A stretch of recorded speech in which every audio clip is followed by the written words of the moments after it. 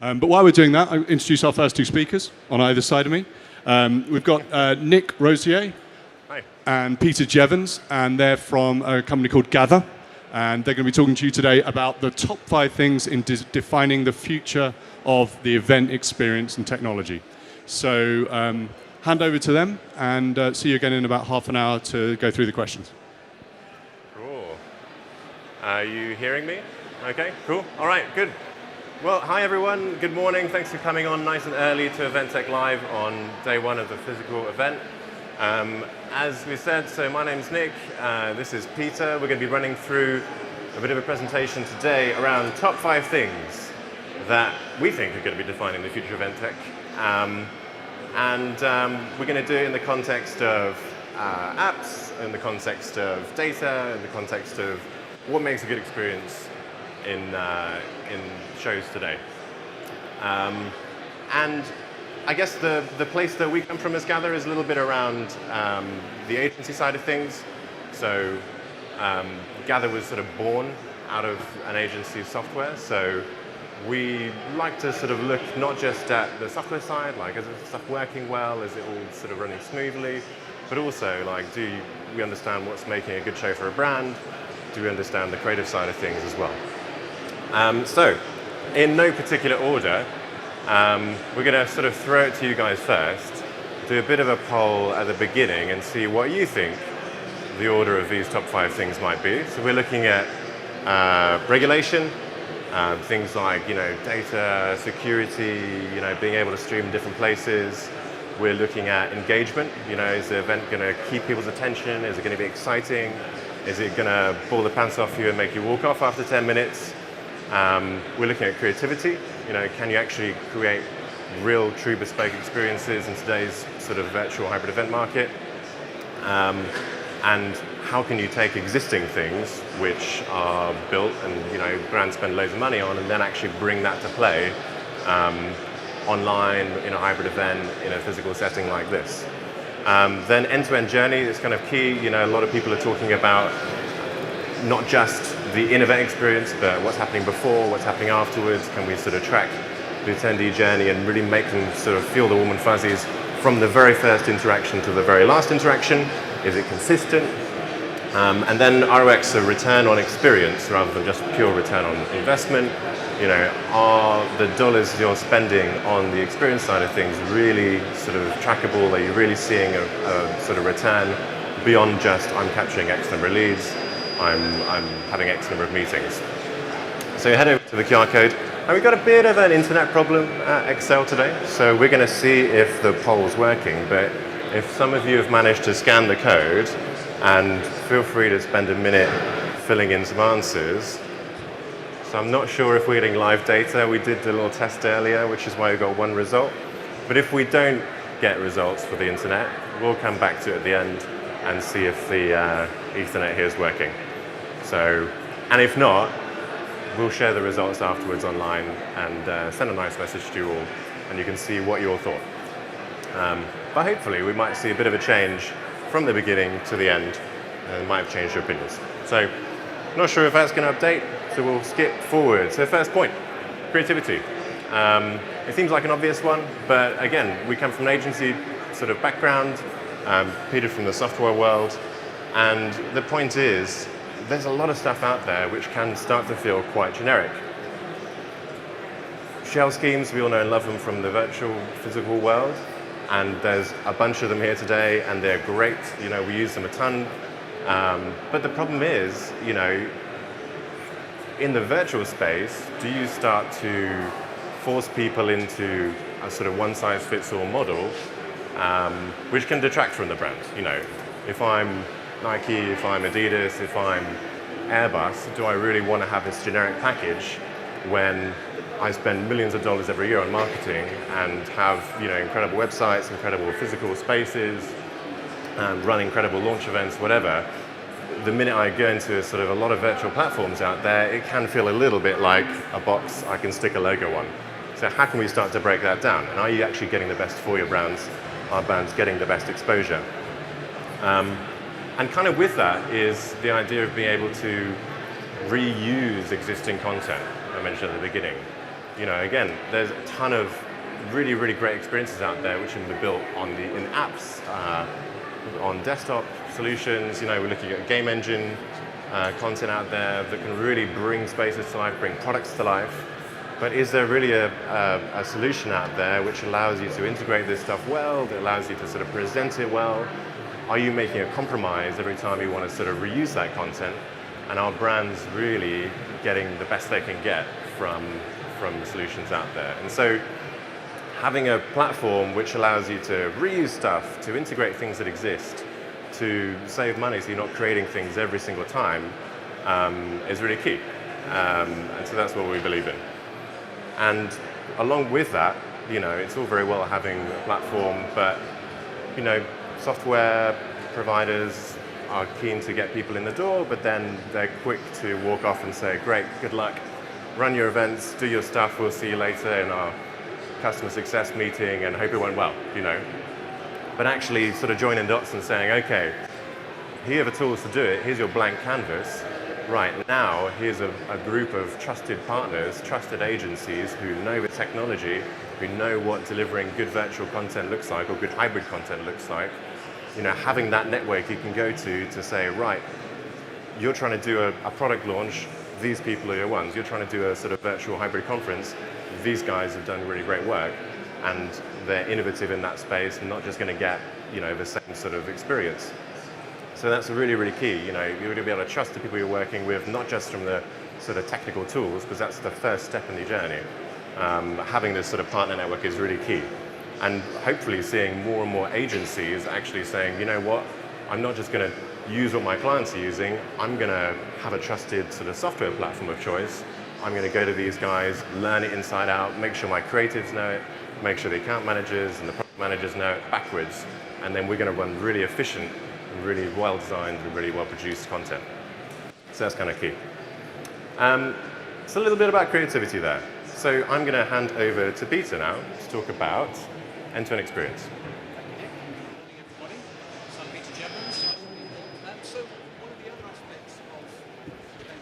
Event experience.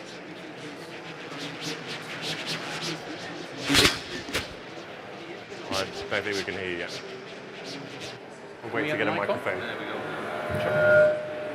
Is that better? Oh, I think you can hear me now. Yeah, is that okay? Great, okay. So I'm Peter Jevons, good to meet you all. So one of the other aspects of the top 5 things in terms of the future of event tech is what we call the end-to-end experience. And again, those of you that are coming along to the event today will have your own view of how well the process was managed from the point you got your initial invitation to the post-event follow-up in terms of the data you get in terms of the experience itself, in terms of who attended, which sessions did they come to. So I wanted to give a couple of examples of real-world examples of an end-to-end life cycle experience, and then talk again how that relates to software specifically. So in terms of the first example, I'll talk about Virgin Atlantic. So for those of you that travel internationally and fly around, you may be familiar with this example, but a number of years ago, Virgin did something different to enhance their travellers' experience. So at the time, all of their competitors were focusing more and more on improving, particularly for business class travellers, improving the experience for those travellers. So in the plane, more gadgets, better food, all those good things. But what Virgin realised was the actual experience for a traveller was not just about when they got onto the plane. What they actually, the whole experience evolved when they left home, how they got to the airport, how they got through the airport, then the flight, and then when they got to the other end, how they get to their destination. So they changed their experience for their travellers to an end-to-end experience. So from the moment you step out your door to the point you get to your business meeting, they extended that experience. I think that's a really good example of thinking about the full life cycle of your experience, not just the flight bit. So that's an example of that experience. Another one which is sort of bringing it closer to the exhibitions world, some of you may have seen Disney's recent Magic Bands campaign, and Nick was telling me they spent over $1 billion before launching this concept. And look it up, it's on Google if you want to go and look at the detail. But instead of just creating a band, getting some people to go to a theme park and seeing if that helped them to get onto the rides that they wanted to go onto, they spent a lot of money checking out how easy it is to receive those bands at home, how easy it is to travel to a location. Everything you can think of in terms of the experience, they have built into that process to make sure that when you sign up to that and subscribe to that, you're getting a world-beating experience. If I bring that back to event management software, even though the Gather brand has only been launched in the market relatively recently, the actual concepts and the software, some of the key elements of the software, came out of an experience of one of our partner Two Heads executives' experience at the Singapore Air Show in 2010. So he turned up and saw many exhibitors at that event who'd all spent a lot of money on really nice stands and getting people to the event, and then saw chaos at that event where people were turning up and the meetings they were expecting to go to didn't happen. There was lots of frustration, lots of people trying to check people in to an event using manual spreadsheets or trying to manage and guide people in a very manual way.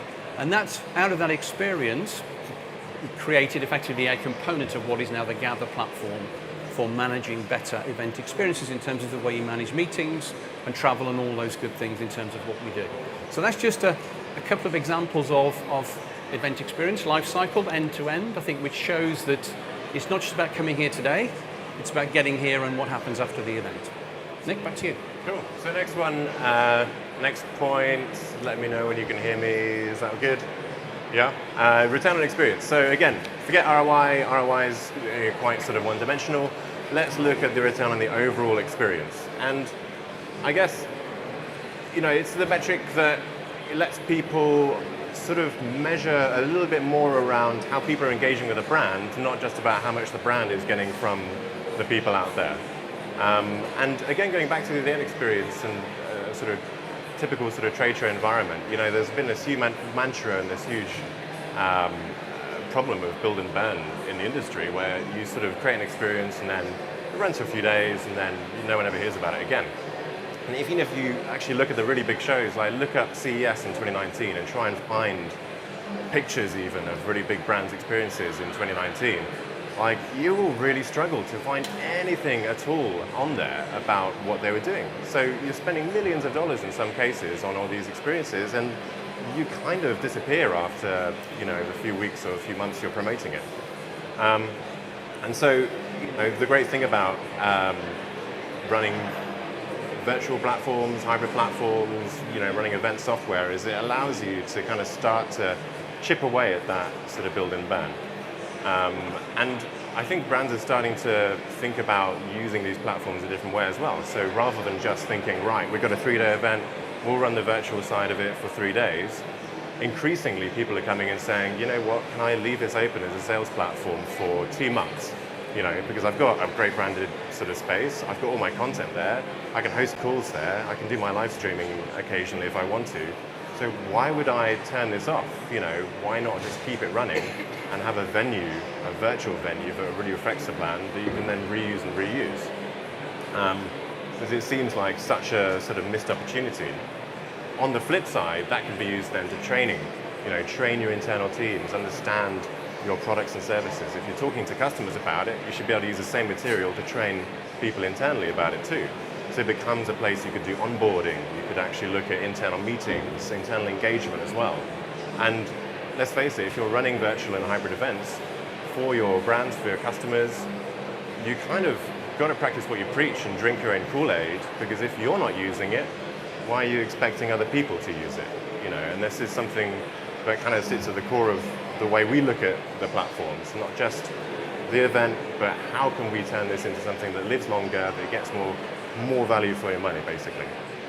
And of course, once you're doing that, once you've got this sort of always-on sort of mentality, then you've got so much more data to play with. You're not just capturing registrations, doing a one-off, taking it off into your CRM again. You have this continuous stream of data across meetings, across content, across how people are engaging, how people are talking on the platform. You can learn from that. You can try different things, do A/B testing. Like, there's a huge, huge scope to improve how things are done there. And there's a really nice quote, a little bit of self-promotion, sorry, I have to stick it in somewhere. But working with Disney on some recent events, and this was the feedback we got, not just, yes, it was well, and yes, we had some good meetings, and yes, we had some good content there, but literally, we managed to save them time in their day to focus on the important other stuff that they do, so not have to worry about the technology, not have to worry about the thing actually working and turning on at the end of the day. So on to regulation now. We're a little bit over on time, so let's speed through and we'll get to some questions, hopefully get some opinions from you guys and go there. So Peter. Thank you. So regulation, not the most gripping of topics, so I'll try and keep it short. I think we're all familiar with the fact that event management is all about data. So it's about people who come to events and what they want to do.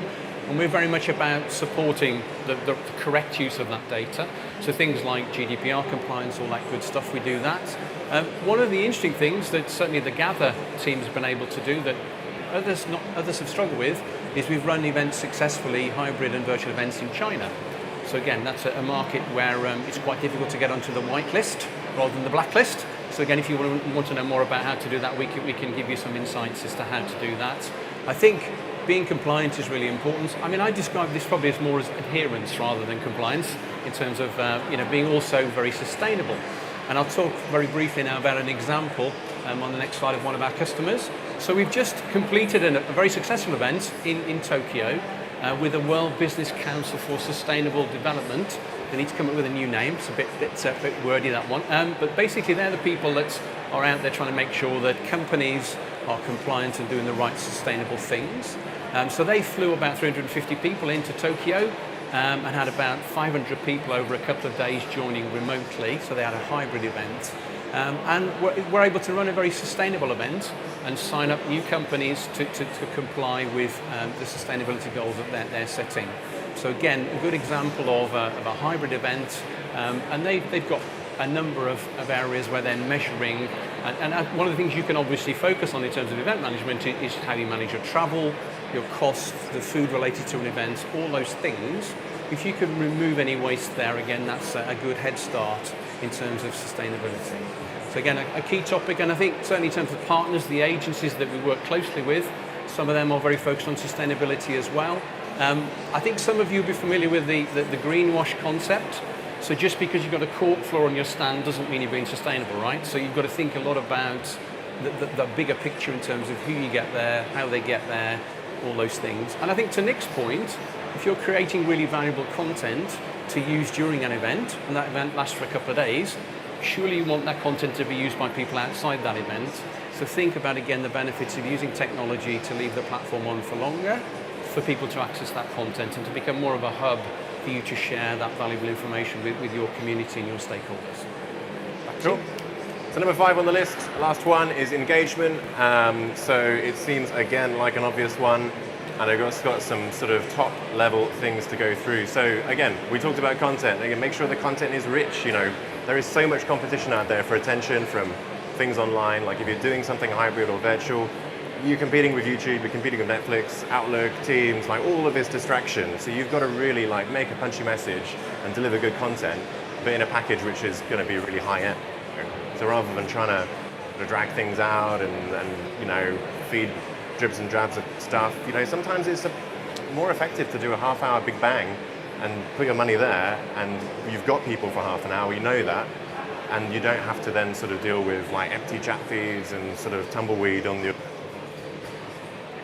throughout the day, and there's engaging, right? Screening. So how can you improve simple things in events? We recently worked with media clients down at the MIP events and actually looked at just simple things like sharing video in meeting rooms, which is probably one of the most horrible things you have to do. Second only to doing polls at virtual or hybrid events like this one. If the tech works, it's great, but if not, you're chasing dongles and all this sort of stuff. So having a really slick sort of screening platform, you can see a little hint of it there, allows people to confidently share content, capture notes, go through things, and makes those little details look professional. If you're selling A-level content, which has cost, 500 million quid to make, why are you going to show it on your little laptop on a shit screen and a tiny speaker? It's not a thing. And hybrid workspace is something that increasingly we are hearing more about, you know. And I think there's a massive issue at the minute with people in offices. We're all sort of hybrid workers, you know, maybe a few of you are pure physical, but a lot of us are hybrid these days. And we kind of look at the same screen every day, and we, through Teams, through Outlook, through those tools we're using day in, day out, are kind of living in the office cubicle of the 80s, right? We've got the same four walls as everyone else around us. There's no personalization. Sure, it's hyper-optimized, like it's really efficient. We can send messages great. We can get our reminders and get our task lists. But is that a creative environment to work in? Is it going to be something that motivates people to enjoy their work? Be like, yes, I love doing this. You know, if I work in the Gherkin, I'm like, great, I love going to work, it's a cool place, I feel pride as I walk through the door. If I log in my little laptop on my kitchen table, you know, it's not quite the same effort, it's not quite the same vibe. And like it or not, that's kind of the future we live in. So, you know, how can we actually make it better? So there's a bit of a challenge, a thought exercise to you guys. You know, if you're a big brand out there and you have, say, a facilities budget that is costing a few million quid a year, what if you spend just 1/10 of that budget on actually designing a virtual space for your hybrid workforce, which is going to engage people, which is good for their mental health, which is going to get people excited to go to work and make people proud of actually going to work. So a bit of a thought exercise, and you know, you can do a lot for a little in a virtual space compared to what you're spending for your four walls, your WeWork or whatever it is. And on that note, we've got at 3 p.m. we'll be doing a little metaverse roundtable over in the roundtables area. I'm not sure if you're able to attend those, if they're closed or not, but if not, there's a recording I'm sure you can have a look at later. And Sam at the back there will be joining, leading that panel, so that'd be really cool. We're coming back to the poll now. I'm, again, not sure if it's going to work or not. We'll see. Looking at the next slide, I think the internet's still broken. So we'll try and get it to you. Maybe we'll do it in the chat afterwards. But thank you, everyone, for paying attention. We've got 5 minutes left for questions. And for anyone who's interested as well, we've got a bit of a sort of workshop we're offering. Scan the code. It's on the website as well. But if you want to look at the attendee experience, feel free. We'll sit with you for an hour, talk about it. So let us know. Thank you. Okay. This is working. Thank you guys for that. We've had a couple of questions through Glisser. I'm also going to, I think we've got somebody that's going to hand around the mic if anyone wants to do it the traditional way with a raised hand. Any hands initially? No? Okay, so let's go to the first one on the list. Are you seeing environmental concerns driving more virtual events rather than hybrid in-room? So is the environment and environmental concerns starting to be the driver of virtual events rather than COVID, for example? Yeah, I think massively. I mean, you know, we talked about WCST event. Okay, they're a sustainability NGO, so it's in their interest to do hybrid. But, you know, the impact of saving on X number of flights is massive from a carbon footprint perspective.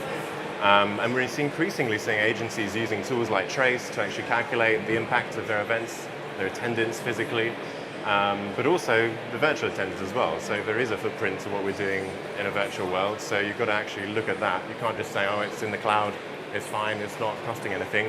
There is a measurable amount of carbon for every live stream hour you do, for every Zoom call you do. But it is increasingly a thing. And I think it's a nice out for some brands because, you know, let's face it, it's expensive to do in-person stuff. So a lot of brands are like, you know what, I get a bigger audience, I can schedule it whenever I want to, I can repeat this. It just makes sense, and it's a nice message to have along with that with sustainability angle. So yes. And question number 2, do you think that virtual events are on decline? Point 1, and yes or no? And then I guess how might that impact the future of event tech as we shift back towards in-room, or so do you think perhaps differently, maybe we've overshifted? I think I wouldn't say virtual events are on the decline. I think, you know, people are starting to recognise cost of living crises and etc. That it's a great way to connect and engage. So I wouldn't say that. I think hybrid is probably the safest bet for now because people are craving to meet in person as well, as we're seeing here. But I think definitely virtual events are here to stay. It's a little bit like the home working analogy. Everybody loves to work from home all the time, but the reality is over time we're going to get back to probably a hybrid environment. So I think virtual and hybrid are definitely going to persist, and particularly if we use technology more creatively, we're going to see a lot more value from doing that, more measurable value from doing that. Do you want to add to that, Nick, at all? Or? Yeah, I think that's pretty spot on. Obviously, if anything, what we're seeing is just the rebalancing of things. There's a huge surge in virtual because it's all you could do. Now you've got to balance, So, yeah, sure, there's companies like, let's say big virtual platforms, naming no names out there, who are laying people off and scaling down. But that's maybe because they were not really looking forward and seeing where the market would naturally lead once we return to in-person. So I think, the market is sensible now. Any raised hand questions from the audience? Or I'll go to the third on the list. No? Okay, so last question then, and it's a very broad one. How do you measure the impact of event technology? We've got a couple of minutes, but you could probably go for hours on that one. Well, you covered it in your ROI, didn't you? I think to a large extent. Yeah. I mean, look, there's a load of factors. I think what the key is every brand is going to have their own KPIs. You're all going to measure different things. Patient technology, I'm going to learning. If I'm a bank, I want to know how much people are using my app and saving money and investing with it. So it's difficult to sort of have a catch-all term. But as you said, have technology in place end to end, then it's going to be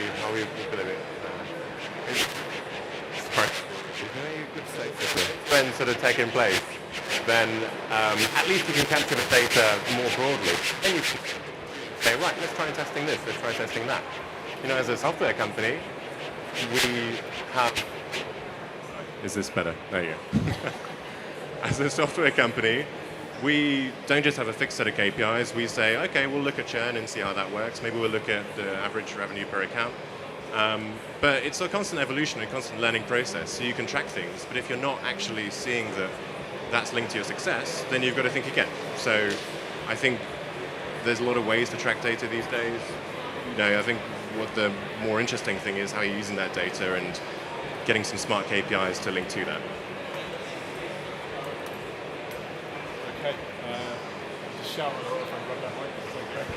Well, thanks everyone, and thanks Nick and Peter for doing that.